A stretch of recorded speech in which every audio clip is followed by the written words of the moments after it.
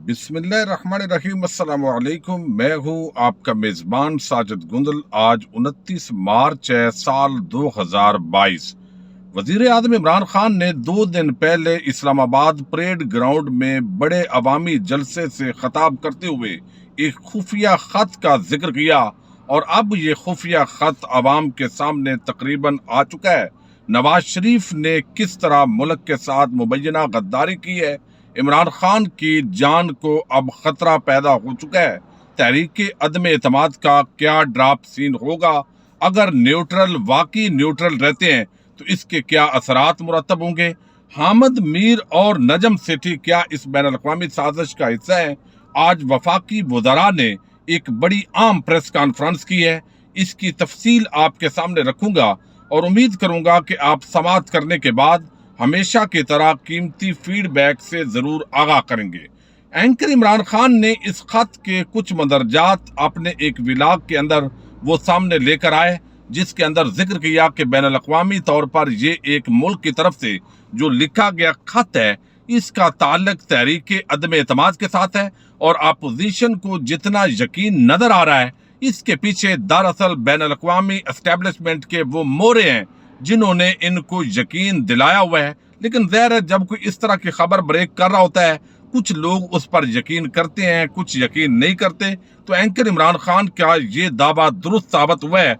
आज भी उन्होंने ट्वीट किया और कहा है कि 10 मार्च को ये खत मैंने देखा था, विलाग में बैरूनी साजिश के सबूत का जिक्र भी किया था। उस वक्त खत के मुकम्मल तफसीलात सामने लाना वाकई मुनासिब नहीं होगा, मगर अब तक सामने आने वाली दस्तयाब मालूमात दुरुस्त हैं। रूस, इमरान खान, अमरीका, अदम एतमाद और मुख्तदर हल्के अपोजिशन, इन्हीं से मिलकर ये कहानी मुकम्मल होती है। तो ज़ाहिर है, आज़ाद खारजा पॉलिसी की वजीर आज़म इमरान खान को बड़ी सजा सुनाई दे रही है और उसी वजह से कुछ धमकियां देने की कोशिश की जा रही है। और इसके तनाज़र में चंद सहाफ़ी हजरात वो दानिस्ता या ना दानिस्ता इस पूरी साजिश का हिस्सा बनते दिखाई दे रहे हैं। वजीर आज़म ने इतनी बड़ी बात कर दी तकरीर के अंदर, और नजम सेठी, हामिद मीर जैसे लोग ये मिलकर इसका मजाक उड़ाते रहे। सलीम साफी भी मजाक उड़ाता रहा। किसी ने कहा हमारे पास ये खत की कॉपी मौजूद है, हामिद मीर कहता है मेरे पास भी मौजूद है। तो इसका मतलब है कि लिखने वाले जो है,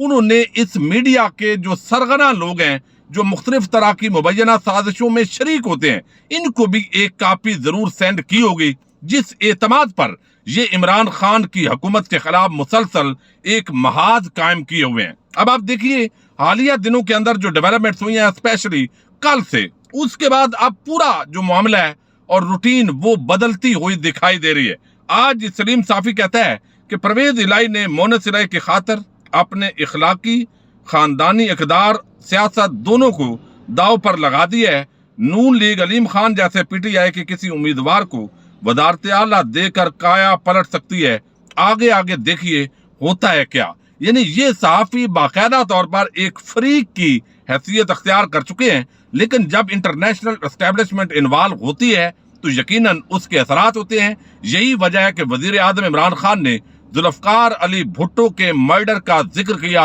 और लोगों को बताने की कोशिश की कि उनकी भी जान को खतरा है, उनको भी रास्ते से हटाया जा सकता है, लेकिन वो कौम के साथ खड़े हैं, कौम की खातिर खड़े हैं। तो इसलिए कौम का ये फर्ज बनता है वो भी उनके साथ खड़ी हो। अब ये लेफ्टिनेंट जनरल हारून असलम है, और मैं आपको कई मरतबा जिक्र कर चुका हूं, ये बड़े एक्टिव हैं मुल्की मामलात के अंदर, और खास तौर पर मुहिब वतन होने की हैसियत से वो इमरान खान के साथ खड़े हैं। उन्होंने जो आर्मी चीफ की ज़हर दौड़ के अंदर भी जनरल रहील शरीफ के जमाने के अंदर ये शामिल थे। अब ये खबर इतनी आम थी, और यकीन मानिए कि इस वक्त मेरा दिल जो है वो एक छल नहीं हो रहा है कि किस तरह के लोग हैं जो मुबैना तौर पर गद्दारी करते हैं, और इस मुल्क के जो लोग हैं वो उन पर फूल बरसा रहे होते हैं, और फिर वो लूट मार भी करते हैं, बैरून मुल्क जायदादें बनाते हैं, और उन मुल्कों के सामने फिर उनकी जो औकात होती है वो मुल्क उनको इस्तेमाल करते हैं। अब यहाँ पर लेफ्टिनेंट जनरल हारून असलम कहते हैं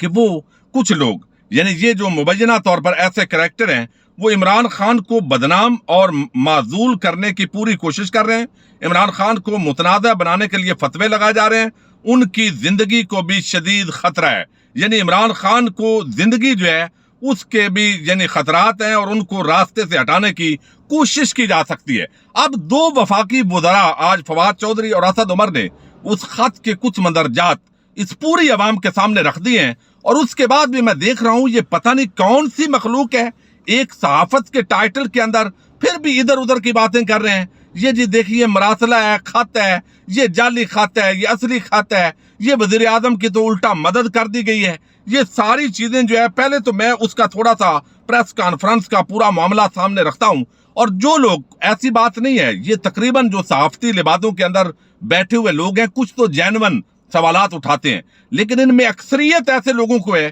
جن کو باقاعدہ نواز شریف اور زرداری مافیا کی ہڈی لگی ہوئی ہے، اور یہ عمران خان نہیں بلکہ ملک کے ساتھ جس طرح کی بھی غداری ہو جائے، یہ غدار کے ساتھ بغض عمران کی وجہ سے کھڑے ہو جائیں گے۔ اب جو MNAs, MPAs, یہ حقائق سامنے آنے کے بعد بھی وہ قوم کے ساتھ کھڑے ہونے کے بجائے، وزیر اعظم اور ریاست کے ساتھ کھڑے ہونے کے بجائے اگر وہ اپوزیشن کی تحریک عدم اعتماد کا حصہ بنتے ہیں تو آپ سوچئے کہ وہ کہاں پر کھڑے ہوں گے۔ اب انہوں نے بتایا، اسد عمر نے، کہ یہ مراسلہ تحریک عدم اعتماد آنے سے پہلے کا ہے، یعنی ایک دن پہلے کا ظاہر ہے تحریک عدم اعتماد جب پیش کی گئی ہے، تو اس کا مطلب ہے پھر وہ کہتے ہیں کہ اس کا باقاعدہ تحریک عدم اعتماد کا اس مراسلے کے اندر ذکر ہے، وہ جہاں جس ملک سے آیا ہے اس کا نام تو نہیں لیا گیا، لیکن پوری قوم جانتی ہے وہ کون سا ملک ہے جس کو ایبسلیوٹلی ناٹ وزیر اعظم نے کہا ہے، آزاد خارجہ پالیسی دی ہے، کون سا ملک ہے جو روس کے دورے سے وزیر اعظم کو روکنا چاہتا تھا۔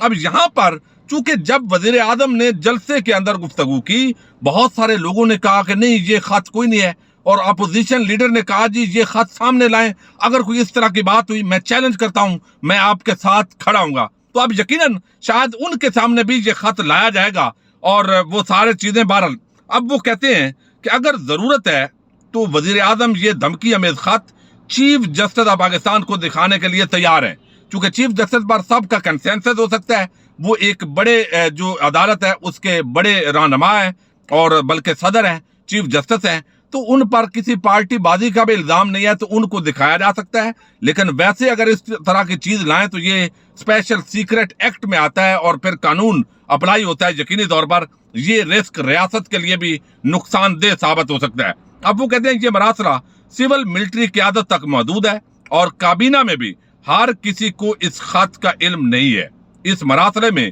براہ راست نواز شریف ملوث ہیں، یعنی نواز شریف انٹرنیشنل اسٹیبلشمنٹ کا ایک کارندہ بن چکا ہے، اور اس نے وہاں پر جو ہے وہ برطانوی یا امریکن یا کچھ ممالک کی مبینہ طور پر جو انٹرنیشنل ایجنسیز ہیں ان کے لوگوں کی نواز شریف سے ملاقاتیں ہوتی رہی ہیں۔ اب اس کے اندر آپ سوچ سکتے ہیں کہ عمران خان سے تنگی ان کی کیا ہوگی، اور نواز شریف اور زرداری ان کے لیے کیوں آسان ہے، وہ ان کے کون سے مقاصد پورے کریں گے۔ تحریک عدم اعتماد کامیاب ہوتی ہے، نواز شریف جو ہے انٹرنیشنل اسٹیبلشمنٹ کا کارندہ بن کر، ان کا ٹاؤٹ بن کر، وہ اگر یہ پوری امپلیمنٹیشن کروانے میں کامیاب ہو جاتا ہے، اس کے بعد نون لیگ کی حکومت آتی ہے، تو کیا انٹرنیشنل اسٹیبلشمنٹ ویسے ہی نواز شریف اور شہباز شریف اور زرداری کی مدد کر رہی ہے؟ نہیں، انہوں نے کچھ مقاصد دیے ہوئے ہیں، کچھ ٹارگٹس دیے ہوں گے، وہ ٹارگٹس انہوں نے پورے کرنے ہوں گے، اور اب یہی وجہ ہے کہ یہ ساری چیزیں سامنے آئی ہیں۔ عمران خان کی جگہ اگر کوئی اور بزدل حکمران ہوتا تو وہ سائیڈ پر ہو چکا ہوتا،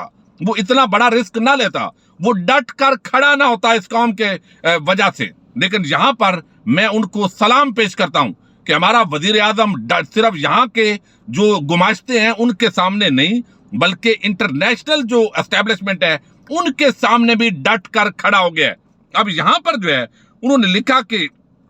نواز شریف اس کے اندر براہ راست ملوث ہے، مراسلے میں براہ راست عدم اعتماد کا ذکر ہے، مراسلے میں براہ راست پاکستان کی خارجہ پالیسی کا ذکر ہے، مراسلے میں دو ٹوک لکھا ہے کہ عدم اعتماد کی تحریک ناکام ہوئی تو خطرناک نتائج ہوں گے، یعنی ریاست پاکستان اور اس کے اداروں کو بھی دھمکی دی گئی ہے۔ اب کیا خطرناک نتائج ہو سکتے ہیں؟ ایک تو وزیر اعظم عمران خان کے لیے خطرناک نتائج کی دھمکی ہے کہ آپ کی جان جا سکتی ہے، بھٹو ہو، قذافی ہو، صدام حسین ہو، دنیا کے اندر جس حکمران نے بھی ان کو للکارا ہے تو بالآخر ان کو کسی نتیجے پر پہنچایا گیا ہے۔ اور دوسرے خوفناک نتائج ہو سکتے ہیں، آئی ایم ایف ہے، فیٹف ہے، کچھ اور بین الاقوامی ادارے ہیں، ان کے ذریعے پاکستان پر پابندیاں لگوائی جا سکتی ہیں۔ تو یہ دھمکی دی گئی ہے پاکستان کے وزیر اعظم کو، پاکستان کی ریاست کو، پاکستان کے اداروں کو، کہ ہمارے لیے اس وقت سب سے جو ریڑھ ہڈی بنی ہوئی ہے، وہ گلے کے اندر جو پھنسی ہوئی ہے، وہ عمران خان ہے، اس کو راستے سے ہٹاؤ، نواز شریف اور زرداری جیسے چوروں، مجرموں، ڈاکوؤں کو لے کر آؤ، اور یہ ہمیں ڈکٹیٹ کیا جا رہا ہے ایک ملک کی طرف سے۔ اب یہاں پر جو ہے وہ کہتے ہیں کہ یہاں پر براہ راست خارجہ پالیسی کا اس میں ذکر ہے، عدم اعتماد کی تحریک کے ناکام ہونے کی وجہ سے خطرناک نتائج ہوں گے، یعنی تحریک عدم اعتماد سے ایک دن پہلے خط آیا ہے، اور پورے جو میڈیا کے بہت سارے صحافی یہ سوال اٹھا رہے تھے کہ یہ روز عدم اعتماد کی بات کرتے ہیں لیکن ابھی تک عدم اعتماد لا نہیں رہے، کیوں نہیں لا رہے؟ تو بھائی ایک دن وہ خط آیا ہے، ایک دن وہ مراسلہ پہنچا ہے، دوسرے دن تحریک عدم اعتماد جمع کروا دی گئی ہے، اور پھر جو ہمارے ادارے کے عام ایک سربراہ ہیں ایجنسی کے، ان کے حوالے سے پچھلے 3 مہینے سے ایک پراپوگیشن کی گئی ہے، وہ نیوٹرل ہیں، زبردست بھائی۔ اگر بین الاقوامی ایجنسیز اس ملک کے حکمران کو ہٹانا چاہتی ہیں تو کیا اس ملک کے اداروں کو نیوٹرل رہنا بنتا ہے؟ یہ تو قوم وہ سوال ہے جس پر ہمیشہ وہ سوال کرتی رہے گی۔ اب اس پورے معاملے کے اندر مراسلے میں براہ راست پاکستان کی خارجہ پالیسی کا ذکر ہوا ہے، عدم اعتماد کی تحریک ناکام ہوئی تو خطرناک نتائج ہوں گے، لہذا بیرونی ہاتھ اور عدم اعتماد کی تحریک آپس میں ملے ہوئے ہیں۔ وفاقی وزیر نے کہا کہ نواز شریف کس کس سے ملتے رہے ہیں، وزیر اعظم جب چاہیں گے اس کی تفصیل بتا دیں گے، جبکہ پی ڈی ایم کی سینئر لیڈرشپ بھی جانتی ہے، یعنی نواز شریف جہاں جن انٹرنیشنل اسٹیبلشمنٹ کے کارندوں کے ساتھ وہ ملاقات کرتے رہے ہیں، پوری تفصیل پرائم منسٹر کے پاس موجود ہے، اور جب ہماری ملاقات ہوئی تھی اس میں بھی وزیر اعظم نے اس حوالے سے اشارہ کیا تھا۔ اب انہوں نے کہا ہے کہ ایم این ایز کی بڑی تعداد یہ نہیں جانتی کہ تحریک عدم اعتماد کے پیچھے کون سے عناصر ہیں۔ حقائق سامنے آنے کے بعد تمام جماعتوں کے اراکین اسمبلی اس سے متعلق سوچیں گے۔ فواد چودھری کہتے ہیں کہ چیف جسٹس پاکستان کو دکھانے کی بات ہوئی ہے، ابھی دکھایا نہیں گیا، چیف جسٹس کو جوڈیشل کمیشن کے لیے نہیں دکھا رہے بلکہ وہ ملک کے بڑے ہیں، انہیں اس لیے دکھانے کی بات ہوئی ہے۔ انہوں نے مزید کہا کہ نواز شریف کے لیے میں نے کہا تھا کہ ان کو باہر نہ جانے دیں، ایسے لوگ باہر جا کر عالمی اسٹیبلشمنٹ کے ہتھے چڑھ جاتے ہیں۔ تو اب پہلے تو ان کرداروں کو پکڑنے کی ضرورت ہے جنہوں نے یہاں پر نواز شریف کو بگانے کے اندر اپنا کردار ادا کیا، اور اس کے اندر میڈیا کے بڑے بڑے جو چگادری ہیں وہ بھی انوالو ہو سکتے ہیں، اور اس کے ساتھ ہی بڑے بڑے جو اینکرز ہیں جن کو پاکستان کے خلاف استعمال کیا جاتا ہے ایک بیانیہ بنانے کے لیے، کچھ ایسے میڈیا ہاؤسز ہیں، ان کی فنڈنگ کہاں سے آ رہی ہے، یہ تمام چیزیں اب وفاقی حکومت کو اس قوم کے سامنے لانے کی ضرورت ہے، انویسٹیگیشن کرنے کی ضرورت ہے۔ جب سمجھے گی حکومت مناسب، نواز شریف سے جو ملے ہیں وہ بھی یقیناً سامنے آنا چاہیے۔ اس کے بعد بھی اگر کوئی اس حکومت کی گورننس کے اندر خرابی ہو سکتی ہے، پریشانی ہو سکتی ہے، یہ ساری چیزیں ہیں، لیکن لوگ جانتے بوجھتے اگر وہ اس غداری کے اندر جس کا ذکر ہو رہا ہے، اور یہ خبر یقیناً اب اس کو ریبٹل بڑا مشکل ہو جائے گا اپوزیشن کے لیے، لیکن اب پورا ایک جو ہے وہ سین چلایا جائے گا، غریدہ آسمہ، محمد میر، نجم سیٹھی، سہیل وڑیچ، پھر اس میں سے سوالات اٹھائیں گے کہ ہمیں بھی وہ دکھاؤ، دیکھ بھی لیں گے تو ان کو اتنی ہڈی لگی ہوئی ہے نواز شریف اور زرداری کی، یہ پھر بھی ان کے حق میں کوئی نہ کوئی دلیل گاڑ لیں گے۔ تو ریاست کو بڑا سخت ایکشن کرنے کی ضرورت ہے۔ اگر بین الاقوامی سازش وزیر اعظم کی جس طرح وفاقی وزراء نے بتایا ہے، بین الاقوامی سازش ہونے کے باوجود اگر اس ملک کے سلامتی کے ادارے نیوٹرل ہیں تو یقیناً پھر عوام جو ہے بہت کچھ